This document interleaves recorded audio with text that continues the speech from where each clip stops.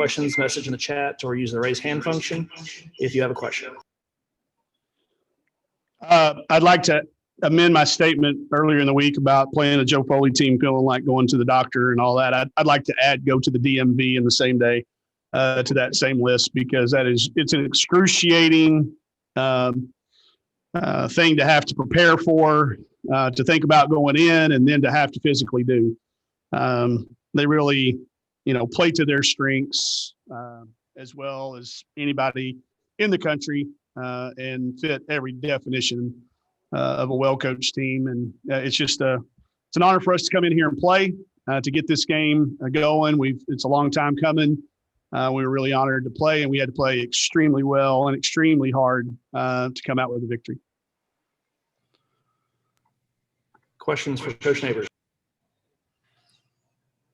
We'll go to Jacob Cias. Mike, you guys haven't played in a week. How did you think of the way your team came out of the gates early after such a long time off, it feels like, in between games? Very pleased. I thought our focus the first 5 minutes was really good. Our energy was really good. Again, the challenge of, the time off, not only during that time off did we have time off, but we also had to take finals and prepare and do all that stuff. And then, we're taking a really aggressive stance with the COVID protocols, and we bust down here this morning. So we had that. And so as a coach, you have but I'll tell you the other thing I have is a lot of trust and confidence in that group of seniors. And I thought they were the key. Now, I wasn't really pleased with the second 10 minutes. I thought we lost some of that, and that momentum swung to them. I thought we got it back in the third quarter and finished with it. But pleased to start, not so pleased at halftime, but really pleased with the response.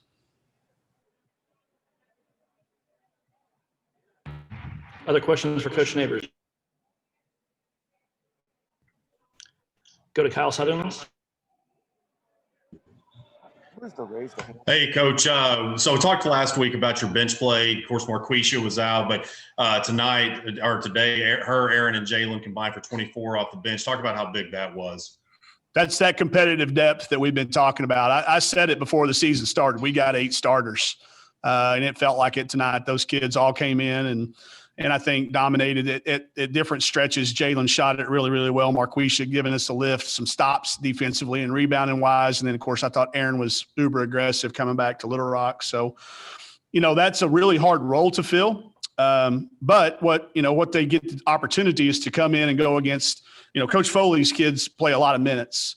So they were coming in fresh, and I think they did that 2 or 3 different times. So that competitive depth and Jalen's ability to calm, Jalen just kind of calms everything for us, whether it's getting a loose ball or being in the right spot in transition or hitting a big 3.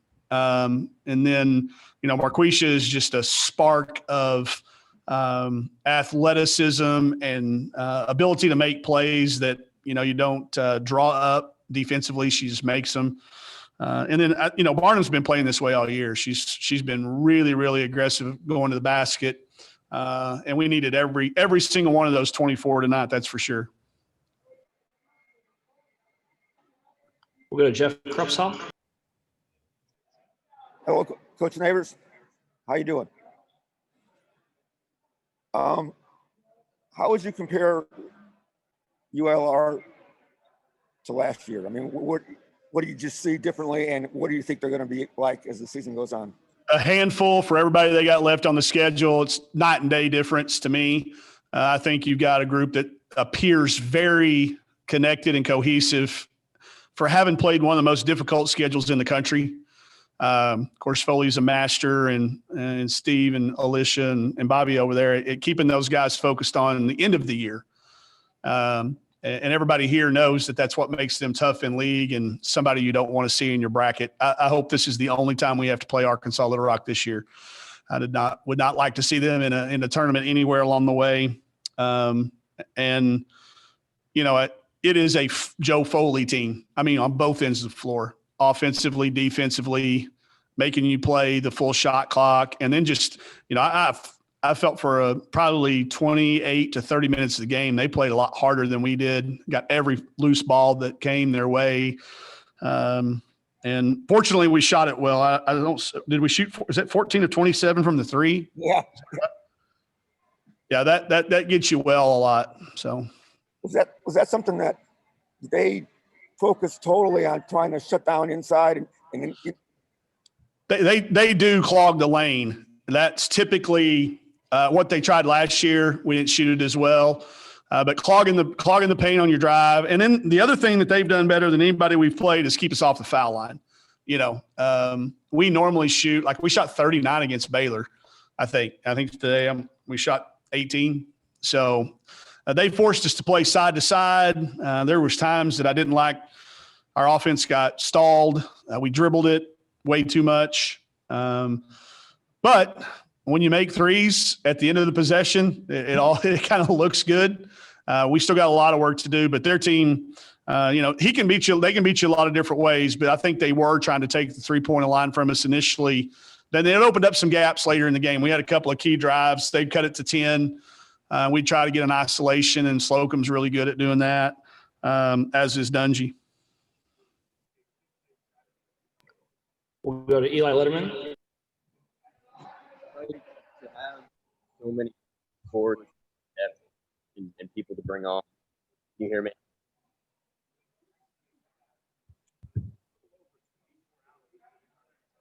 I think you're unmuted now. Can you hear me now? Coach is muted. Yeah. Oh, it's too bad. Gary's free now. No.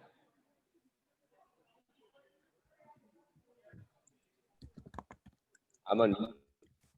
You're not on mute, but it's really choppy. Any better now? Yes. Okay. Sorry about that. It's okay. All that can come off the bench and just to have such a depth of offense. How does that help you cope in a game like this against a Joe Foley defense? It cut out just a little bit, so I'm going to ask it back to you. It sounded like you said having that depth allows it. How do you cope with that? It kept me from firing everybody. It kept me from just trying next man up. Knowing it, that's going to happen coming into this game. We said it. Part of what they do is they frustrate you so much guarding you and you having to guard them.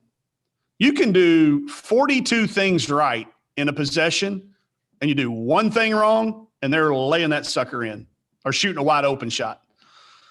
And that gets everybody chirping at each other. Well, I did what I was supposed to do. You didn't do what you weren't there. And then it carries over to your offense.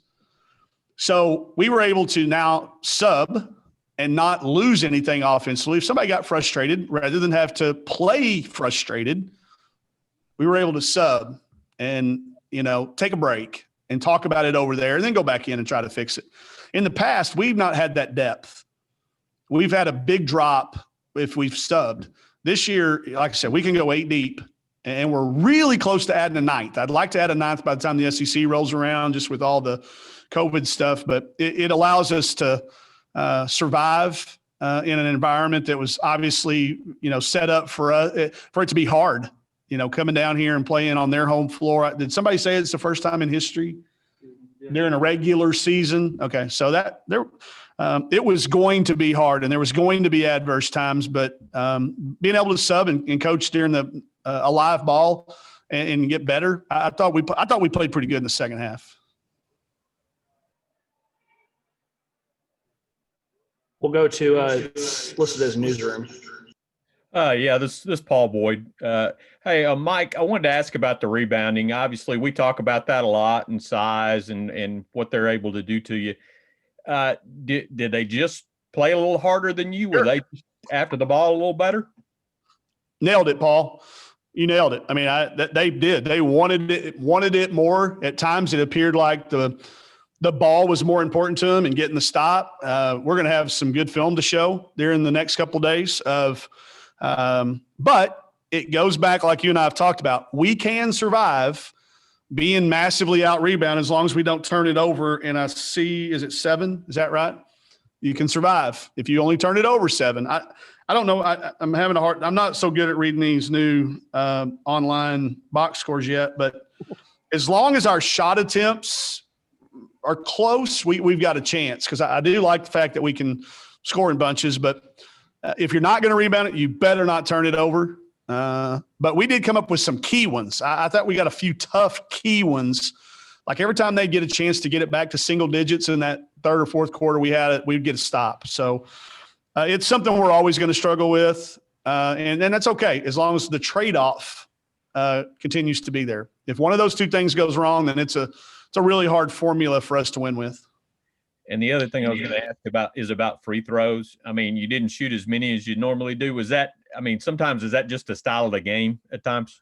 Yeah, they clogged the lane. I mean, they were going to make, and they don't foul. He's in a bunch of Hall of Fames for a reason.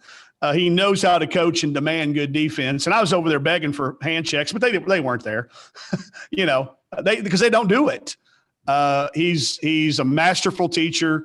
He can coach and a style that a lot of people can't, because his kids, when you see a coach whose kids play their guts out for you, you know that they respect what they're doing. And you can tell that whole staff has got that done. But yeah, I thought they did play at times like they wanted the ball more than we did. I'm not going to go as far as to say they wanted the game more than we did. We wanted this game very badly. But I think they wanted the ball at certain times more than we did. And, sometimes like we got a 15 or 16 point lead, and usually things happen that go in favor of the team that's 15 or 16 behind. And it felt like that happened. A lot of little and ones that hadn't been being called and all that. That happens when you're on the road, and we call them road rules. And we practiced road rules. You've been there when we've done it. So I was proud of our team for when those started kind of taking in, that we kind of composed ourselves and finished in a position to shoot free throws down. 10 of 18 is not acceptable for us either, specifically with the people that were shooting them. That's a concentration thing. And, we're going to have to make more of those attempts. If we get 18, we need to be making 15 or 16 of those. Last question that was message in, so you can hear it. Is there anything you did specially regarding Brianna Scott for Little Rock to limit her impact? Well, we would go get her anytime she was posting up our guards. Whoever was guarding number 4, and I can't say her name, and I hate being that guy that calls somebody their names, their numbers. But I haven't heard it pronounced enough. Caicedo. I thought what we did, we tried to keep her from driving it, and we used her defender to clog and go double. So, yeah, and Briamber killed us in the SEC tournament a few years ago when we were at Mississippi State. She made like 85 threes in one game. I think it was more like 8. But nonetheless, a lot of attention paid to her. And then I thought Crane, as a result of that, really took advantage of a little more space than we wanted to give her. But it was a team. It was going to be guard their team with some attention paid if Briamber tried to post up our little guards. That'll be all. Thanks for Coach Neighbors.